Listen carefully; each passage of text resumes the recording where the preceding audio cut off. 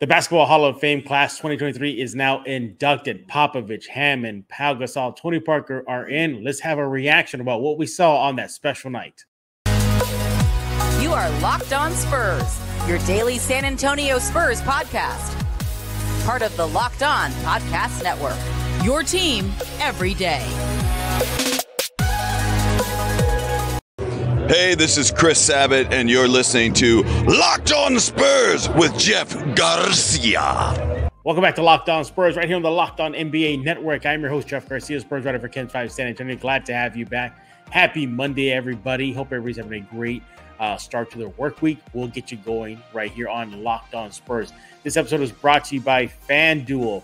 You want to go to FanDuel Sportsbook, official sportsbook of Locked On. Make every moment more. Visit FanDuel.com/LockedOn today to get started.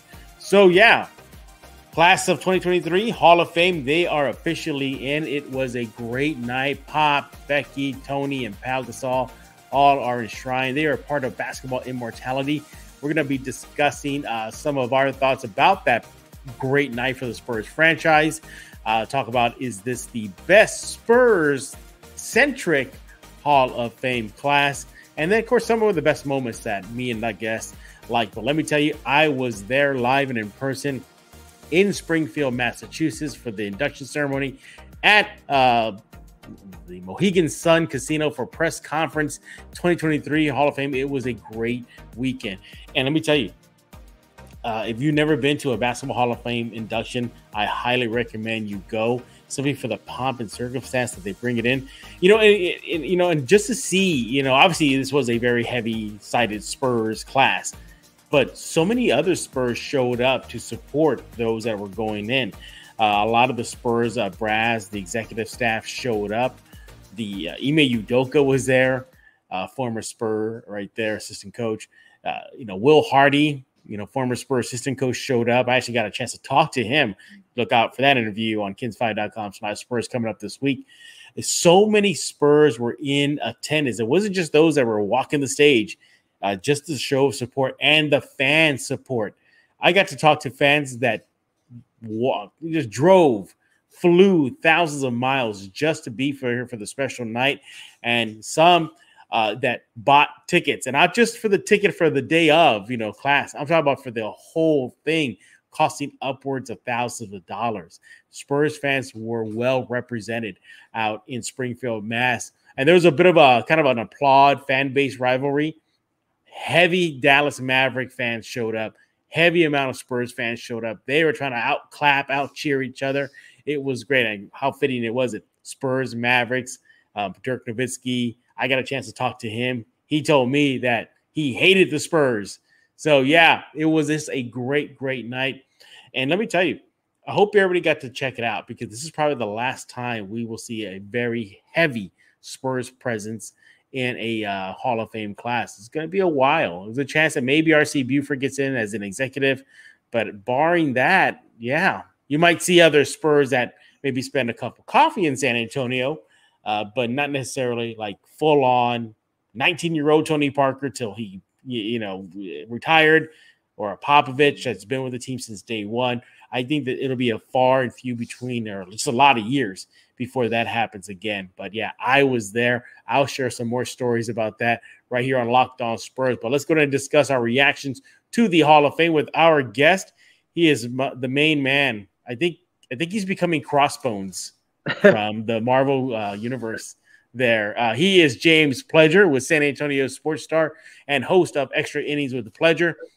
The only thing I was upset about, James, was that I didn't see your name, announced as enshrined into the Hall of Fame class 2023. I was a little bummed out about that. Maybe next year. I keep waiting for that phone call, but we'll see. I played pretty well at Smith Valley, so they might have the high school wing of the Basketball Hall of Fame might be there. Maybe you've been there. By the way, I don't know if you've ever been to the Basketball Hall of Fame, like the actual museum itself. There's actually a wing for fans, and you have to be like this super duper mega fan just to get in. The guy from Toronto, I think it was like super Raptors fan. He's in there.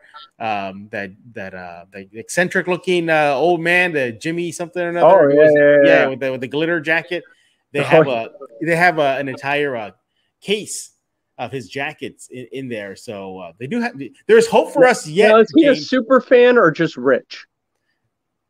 That's like Batman. What did he say? What is your superpower? I'm rich. And maybe that's what it is. That was his super to get into the Hall of Fame. But James Pledger will talk to you more about the San Antonio Sports Star, what they got cooking. It's Cowboys season.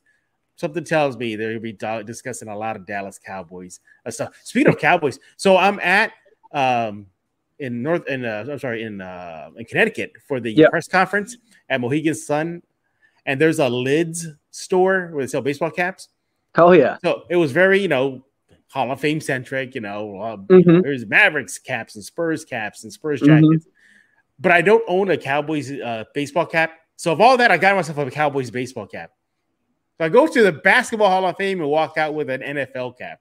So that sounds right. I mean, that sounds about right. The NFL is number one for a reason. Yeah, exactly. Make sure to follow Pledger on Twitter at @IamPledger. Let's go ahead and dive into it. It was just a special night for the San Antonio Spurs. Very Spurs heavy. As a matter of fact, the host, Ahmad Rashad, during the warm-up before they went live on TV, or maybe it wasn't live, he did ask, are there any Texas fans in here? Because it was heavy Texas, not just San Antonio and Dallas.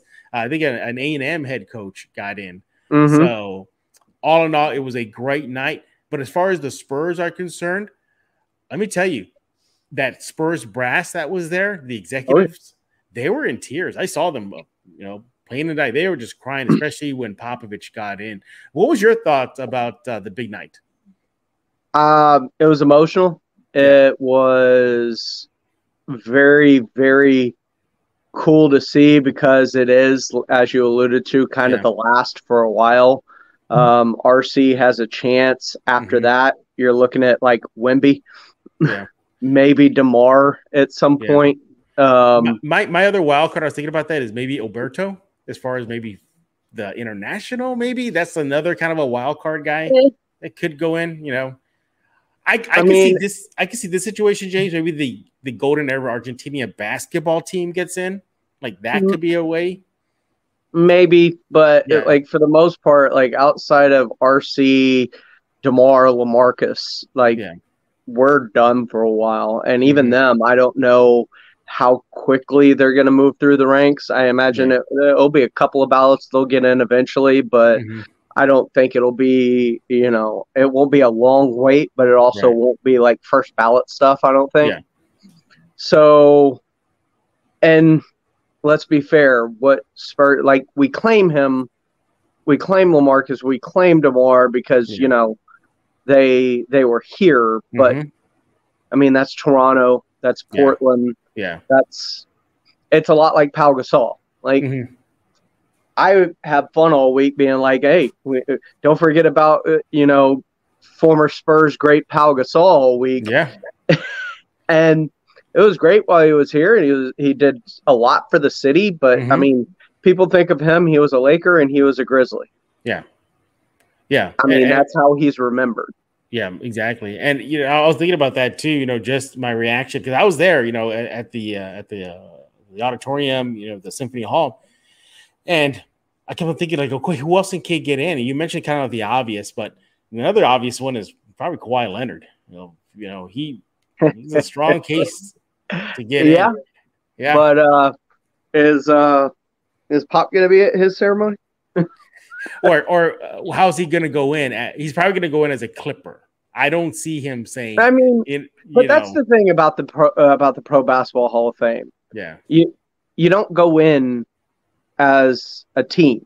Yeah, as a player of a team. It's not like former Spurs. He was a former Spur because he spent his entire career here, except for a season abroad with Charlotte. But there's no teams on the placard. They're not wearing a jersey. It is a bust. So those things aren't considered in the Hall of Fame, I don't think. The only thing exactly. You don't go in as a team, you go in as a person and your contributions to the game. But at the museum itself, they do pick a jersey. You know, you mentioned about Parker. Parker's Really? jersey is going to be a Spur, yes. But unless they do a combo and put a Hornets and Spur jersey in his case, you look at other players that ilk. You know, Pau Gasol is going to be a good one, which is going to be displayed in his case. Is it going to be a Grizzlies jersey or a Lakers jersey? Something tells me it might be a Lakers jersey. So I would think. Yeah. But, you know, all in all, you know, it was a very emotional night. You're right. The big theme seemed to be relationships and family. You know, maybe Popovich got a little bit into the X's and O's a little bit, but even at that, he kind of discounted it and shoved it away. But we're going to continue right here on Locked On Spurs discussing our reactions to Basketball Hall of Fame night 2023 and you know, the heavy Spurs membership there. Also discuss, is this the greatest Spurs-centric Hall of Fame class and more of the best moments right here on Locked On Spurs. Hey, I want to talk to you about FanDuel. Take your first swing at betting MLB on FanDuel and get 10 times, you heard that right, 10 times your first bet amount in bonus bets up to $200. It's a lot of money. That's right, just bet $20 and you'll land $200 in bonus bets, win or lose. Check it out. That's $200 you can spend betting from everything from the money line to the over and under to who you think is going to be the first home run. All on an app that's safe, secure, super easy to use. Plus, when you win, you get paid instantly. I mean, what more can you want? Well, there's no better place to bet on MLB than on FanDuel, America's #1 sports book. I go there. I love they're looking at their NBA futures, the projections on the Spurs and Wemby. It's all there. You got to go to FanDuel right now. Sign up today. Visit FanDuel.com/LockedOnNBA and get up to $200 in bonus bets. That's FanDuel.com/LockedOnNBA. FanDuel, the official partner of Major League Baseball. And we are back right here on Locked On Spurs with my guy, James Pledger of San Antonio Sports Star, rocking the crossbones look. By the way, a shame that he went out quick. That's a shame. Yeah. He would have been a great nemesis. But you knew he was going to be really one and done. Kind of one-off. Yeah. He was too further a plot point. Yeah, I never seen Pleasure with a full, thick beard before. I seen you with a heavy scruff, but not a. Aren't you hot? Aren't you in San Antonio right now? I mean, I am in San Antonio right now. Yeah. All right. Well, I spend a lot of time inside. We're discussing Hall of Fame night 2023. Very heavy Spurs presence and reactions. You know, I was, thinking which player or person would cry, and I penciled in Popovich. But it seems that 3 of the 4 teared up. Yeah, Parker started tearing up when he talked about his dad. Hammond when she talked about Popovich. Yeah, and Popovich, I think if you want to scale it, perhaps he teared up the most. Considering he talked about his wife. Becky and Tony. and Tony, and then Jerry Colangelo. I was surprised about that because wasn't there rumors that he and Colangelo had beef with each other? I don't think it was beef because Colangelo did bring him in for Team USA, and he it was his first head coaching stint, but also he had been on multiple. So I think he and Colangelo have always been pretty tight. I think the Colangelo thing was well overblown in a sense because it did seem like a good working relationship with Team USA. Yeah, exactly. Pau Gasol really didn't show. I mean, he showed emotion, obviously, but not to the degree that we saw with Tony, Pop, and Becky. One of my favorite moments of the night was Tony. I didn't think he had that little comedic streak in him. No, he had a little comedy routine going there. The whole, he gave you a little bit of it at the press conference, right? Yeah, but I mean, he really stepped it up. When he was being jokey about Bruce Bowen being a whiny baby, asking for the ball all the time. I was open in the corner, and then hey Bruce, talking to him. Poking fun with Tim Duncan. And why did it feel like to me with the end of Tony Parker's speech that he really kind of wanted to stick it to his naysayers when he said, "Oh, you guys doubted me. Who has the last laugh?" I mean, he really got serious then. But all in all, in my opinion, I think he had the best speech. What do you think? Yeah, Parker was fantastic. Yeah. I think Parker was great for the speech. Mm-hmm. I think Pop was fantastic in his press conference. Oh, for sure. Because he was loose. He joked around. There was some serious tones. Mm-hmm. And then at the end of it, when he talked about Tony, both,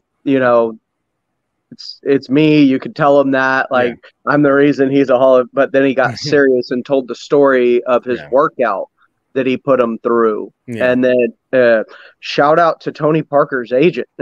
Oh, yes. The almost what never was, because if not for Tony Parker's agent begging Pop to take another look at him, he might not be in San Antonio, might not have been an NBA Hall of Famer, Yeah. And I thought it was really cool, that story he told about his workout. And then after his workout, how that gave him the comfortability to put him in after 5 games into that season to take over the team, which was really interesting to me. What's interesting to me is just how much weight. I mean, I knew Tim Duncan carried some weight. I know that, but I didn't know it was to that degree. What, to where he didn't talk to Tony? Yeah, didn't talk to Tony. Tony was, and he admitted it. He said, as a 19-year-old, I was scared. I was scared of Tim Duncan. That even Popovich, acknowledged Parker's fear of Tony, saying "Oh, did he give you a look? Yeah, okay. Well, you better make sure you do what you got to do." Just the how much Duncan carried on that locker room. Manu Ginobili showed up. It was good to see. Good to see too that Parker, always good to see Manu. Yeah, that Parker leaned on Manu during his speech, saying, "Yeah, he was my ally. When I was trying to get used to this NBA style and Popovich and fitting in, that it was Manu who he leaned on a lot." And one of the funny moments of Parker's speech was the passes of Manu. He said there's only 2 types. Yeah. The ones that make you get off your seat and the one that makes Popovich pull his hair out because they sail off into the crowd. I thought that was good. What did you think about Becky? I think Becky's was very. Somebody was cutting some onions. Yeah, somebody was cutting, and also too, what I took away from this was that she must be a rebel. She will do whatever it takes. She's driven. Yes, she said that she would have risked getting arrested to get into the Hall of Fame. Flat out said it. You really got to see just how driven she was. You saw it on the court in her playing days and her coaching days, didn't you, James? Oh, yeah, absolutely. Especially playing and coming up through the coaching rank. You saw it because nothing was given. I mean, everything was earned for Becky. And it was really cool to see her kind of just pull the curtain back to see what her struggle was to get to this point, and how instrumental Pop was in telling her not to change from who she is, to be herself, to be you out there. And I thought that was really, really cool. I also liked some of the comedy that Pop injected into his speech with the good. 2 things goes off, and then he's like, 2 is duh. Yeah. And then everybody thought he was done, so Ahmad Rashad comes out. He's like, I'm not done. I was just saying, get back there. Too. Yeah. That was a great moment. I'd say this was the whole crowd at the Symphony Hall was full too. Everybody stood up and started giving a standing no. And then that's what he was telling everybody, sit down. Didn't you I tell you to learn to listen, at the end of my speech. And whatnot, and that was a great moment. The longest too. I mean, I think it was 26 minutes. He had a 26-minute speech, and it was cool. The David Robinson. You told me that I could get on as hard as I want, as long as I didn't take the Lord's name in vain. And the Timmy thing, where he's like, just give me a head nod every once in a while. And I like that we got a glimpse of Popovich's family. He really has put a lock on that side of his life. we finally saw his daughter. We got to meet his grandkids. His son-in-law, apparently he lives in Seattle and is a musician or an artist. Yeah. I think that's what he is. And you got Popovich rallying Seattle to get an NBA team. I thought where did that come from, James? I mean, everybody's rallying for Seattle. It's Seattle and Vegas. Those are the next two expansions, which is funny. They're both in the West. So it's going to be interesting. This deviates the topic a little bit, but since it was brought up at the Hall of Fame, the two contenders for new franchises are Seattle and bringing the Sonics back, and Las Vegas and them getting a team. But the funny thing about that is those are both Western Conference locations, which means there's probably going to be some location and some historic Western Conference teams are going to move to the East. I don't know what those are yet. Could it be New Orleans? Could it be Memphis? That end up going to the Eastern Conference all of a sudden. But it's going to be interesting when expansion happens, how that changes the league and as we know it. For those of y'all who are old like me and James, there was a time where the Spurs were an Eastern Conference team. Not kidding. There was that time. The Spurs were an Eastern Conference team for a quick minute. Small period of time. I had a chance to not only speak. Well, actually, I spoke with a lot, and I was very happy about that. I got to speak with Tony Parker at the press conference. He told me that he's proud of the international influx and what he meant to bring it in this next, to be a part of that first generation of legit star power overseas, just international talent. And what I really liked about that question that he answered that you asked in that opening press conference was talking about how influential David Stern was in expanding the game overseas, and then finishing it off with that story of going to Monaco to watch the 92 Dream Team because Michael Jordan was his idol, and they played France, and he got to watch them win by like 50. And he was happy because Michael Jordan was his idol, and he got to see the Dream Team. And I thought that was really cool because we forget about the impact that 92 team had on the game worldwide and where it is today with people like Giannis and Tony Parker and Dirk Nowitzki and Joker and Embiid, Luka Doncic. Like the Dream Team had a profound impact on the game of basketball internationally as a whole.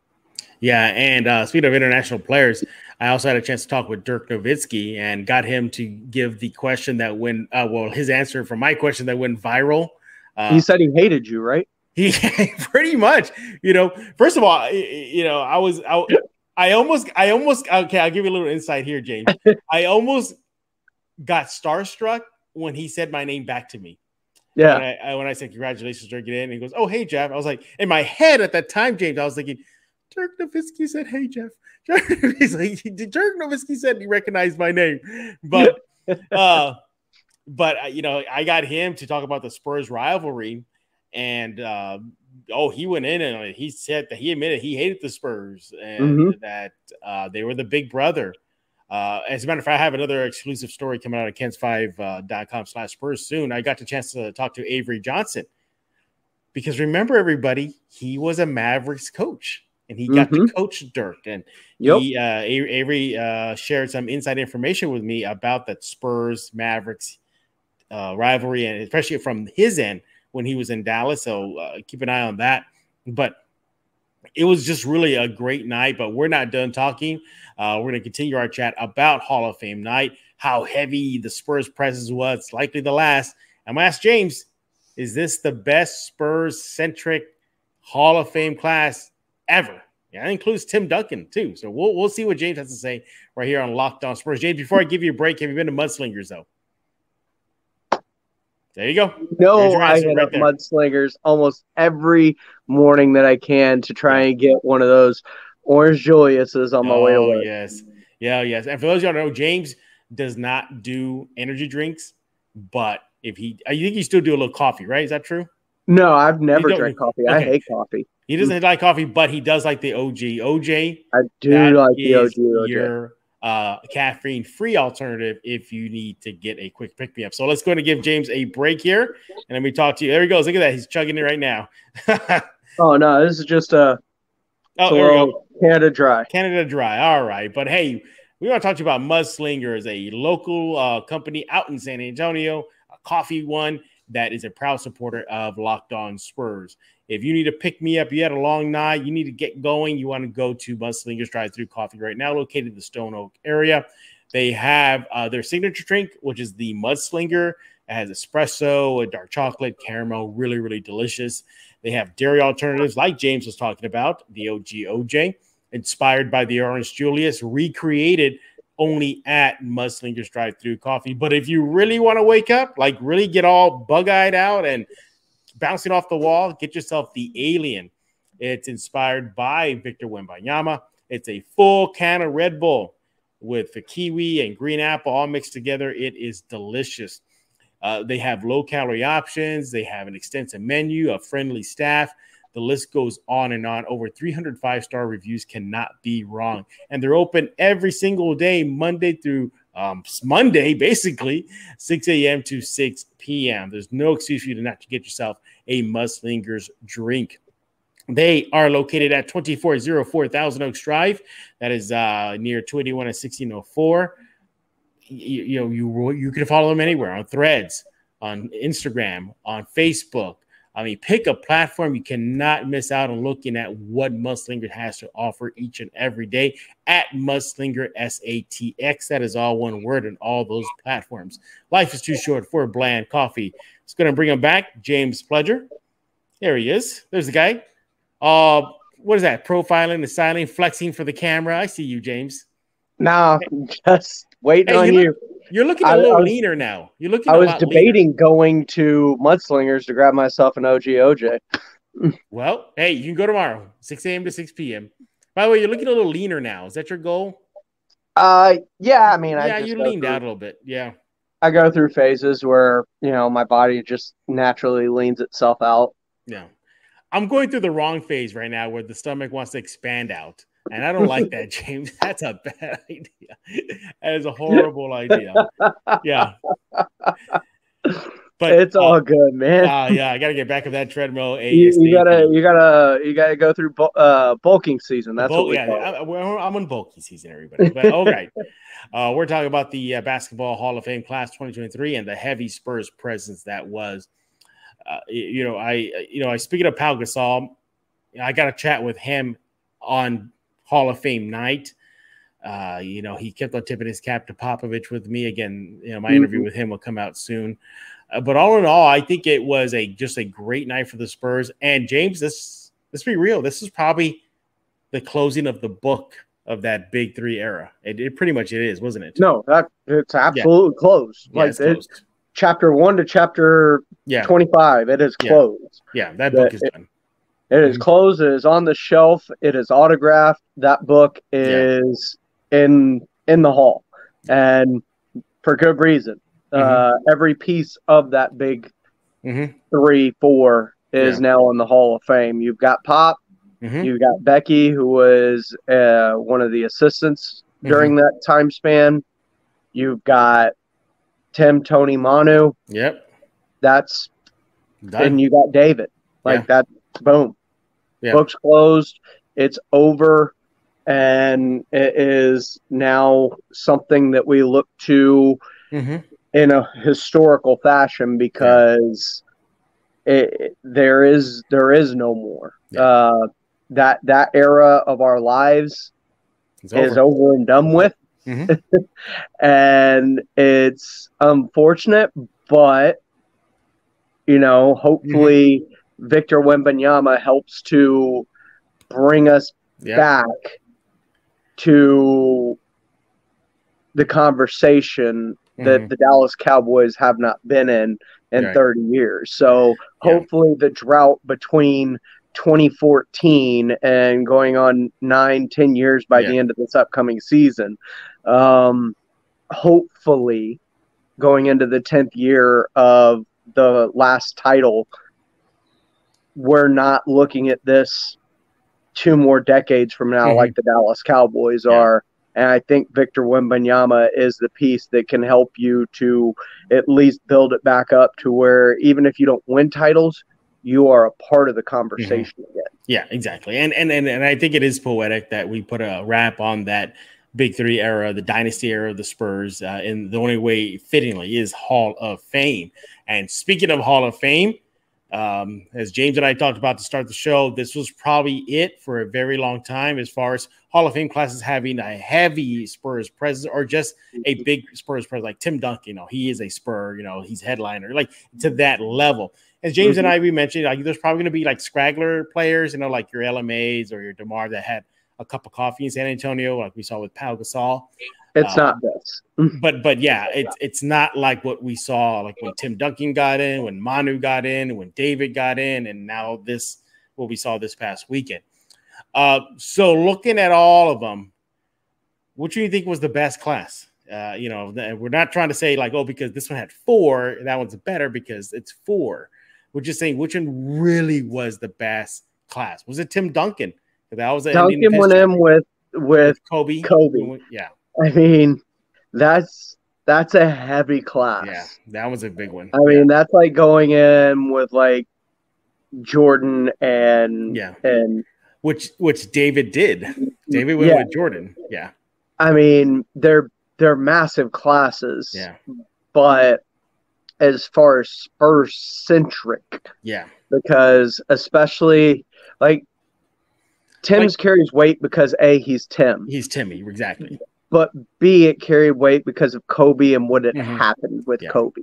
Yeah. So it gave it this gravitas, but it also, at least for Tim Duncan, I think it did the best possible thing for Tim Duncan was keep the spotlight off him. Yeah. And it was a pandemic one too. Remember, that was a pandemic class. Yeah. So I think that was just the perfect Tim Duncan class for Tim Duncan. Like, it may not have been great for Spurs centric, but as for Tim, it was perfectly what Tim wanted in a Hall of Fame class. I liked Manu because Manu was the headliner. Yeah, he was a headliner. Manu was the name going in that year, and that was really cool.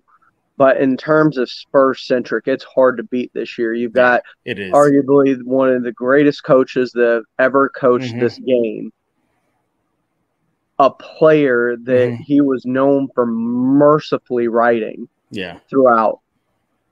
The first female assistant in the NBA, who I know she was going in as a player, but Becky Hammon is so much more. Well, she had the Stars uniform on for a while, so that counts. Yeah, that's what I'm saying. Like, it was a massive coup. And then, like I said, you had Pau Gasol. Yeah. And though his time with the Spurs was short, it was felt.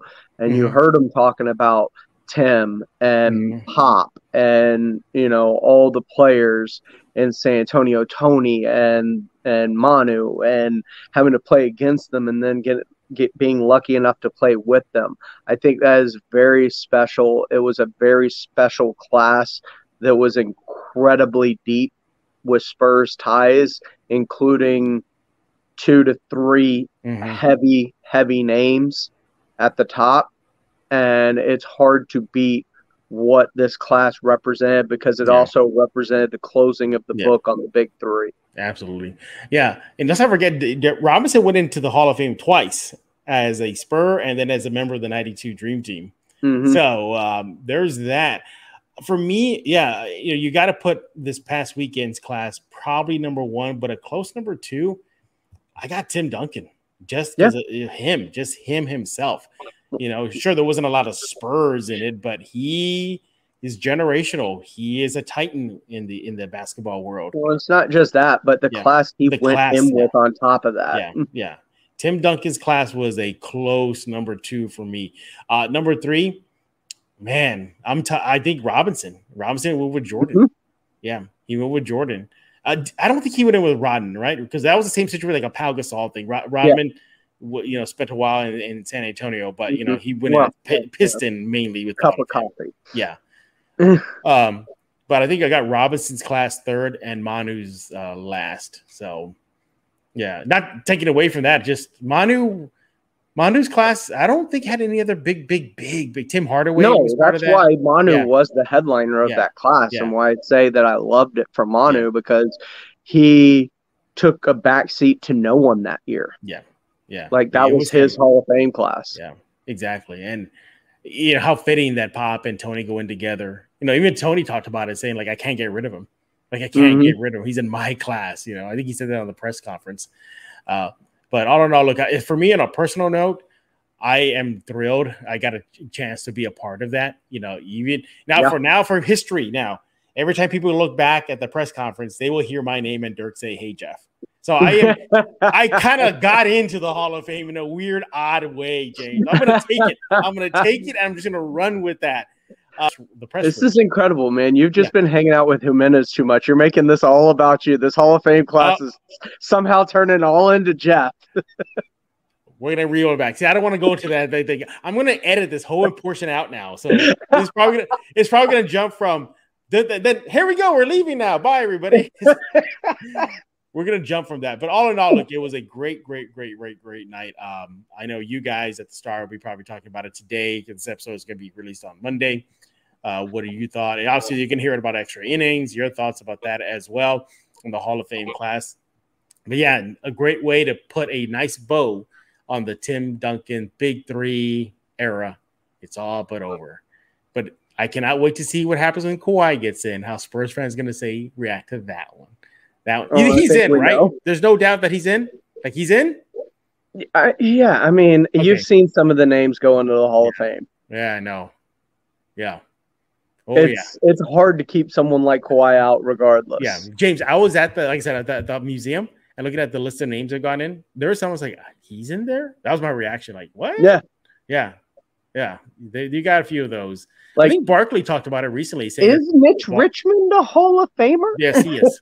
Mitch Richmond. No, I know he is, but it's like, should he be? Yeah. Same thing like Tim Hardaway. Not knocking Timmy Hardaway. Like Tim Hardaway. This crossover was deadly. Yeah, well, there's that. Yeah. But by the way, in the Hall of Fame too, they have a wing of the Euro step, and they have a picture of Manu, and you click a button on the screen, and it shows all the players that have duplicated his signature move. Also, too, James, I could have been a San Antonio hero. Written in the Hall of Fame Museum is the 3-pointer shot from Ray Allen, the Mike Breen call. Oh, they have it in writing on the ceiling. Yep. And it says, out back to Ray Allen for the 3, bang. I took a picture of that. I saw that. Believe it. I was like, that. I would have been a San Antonio hero if I just burned it down or tore it down. Like, I mean, it was a historic moment. It's like 0.4. All in all, wow. Oh God! Here goes Pleasure with another dagger. Like, ooh, what? We forget about that 0.4 shot. You know what I remember about that game? They changed the rule. You can't do that anymore. Yeah. Like that's not enough time to get a shot off. And we forget about that incredible miracle shot Tim Duncan hit because it gets overshadowed by Derek Fisher's shot. Go back and watch that shot before the 0.4 shot. Yep. I don't know how Tim Duncan made it, but he put it in. That was crazy. Pleasure, he's had a couple of them in his career. That 3 against the Suns in the playoffs. Oh, man. I was there for that game. Yeah. Oof. It was crazy. Hey, Pleasure, what's going on with Extra Innings and the Star? Tell us why we should be tuning in. Well, you tune in because we've got everything you need from Wemby Wednesdays and the following of the hopeful rebirth of the San Antonio Spurs dynasty to football season is here. So, we've got the Cowboys. We are your home for the Dallas Cowboys. The lay us on them, the Texans, and the NFL because the NFL does drive kind of everything. I mean, really they basically told the NBA they'll start paying attention to you here. Yeah, when we're done. We're done with our season. Yeah. But, so, I mean, we've got everything locked down and ready to go, whether it's on the Star or on Extra Innings. We are going to be your home. We're going to be covering the Hall of Fame induction from front to back all week, as well as the Cowboys' first preseason game.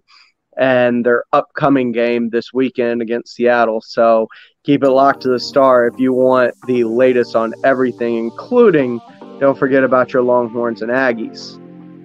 And don't forget about Extra Innings with Pledger. He's there Monday through Friday. Check him out. 6 to 7. I got you covered. He wraps it all up. The day's sports news and much more. Like this Hall of Fame class, I just kind of put a bow on the day. Pretty much. Follow him on Twitter at @IamPledger. And we thank you for making Locked On Spurs your first listen each and every day. Free and available wherever you get podcasts. We are part of the Locked On NBA, or just the Locked On Podcast Network. You guys are the everydayers. Again, you can see we're still in off-season mode. We're still taking it chill. Look at Pleasure. Just relaxing. Me with the cap and the jacket. So Locked On Spurs is still on low-key hiatus. Still giving you about 3 episodes a week. We'll be back probably on Wednesday. More talk about the Hall of Fame, probably Wemby, and much, much more right here on Locked On Spurs. So for James Pledger, I am Jeff Garcia. We're going to put a lock on this episode of Locked On Spurs.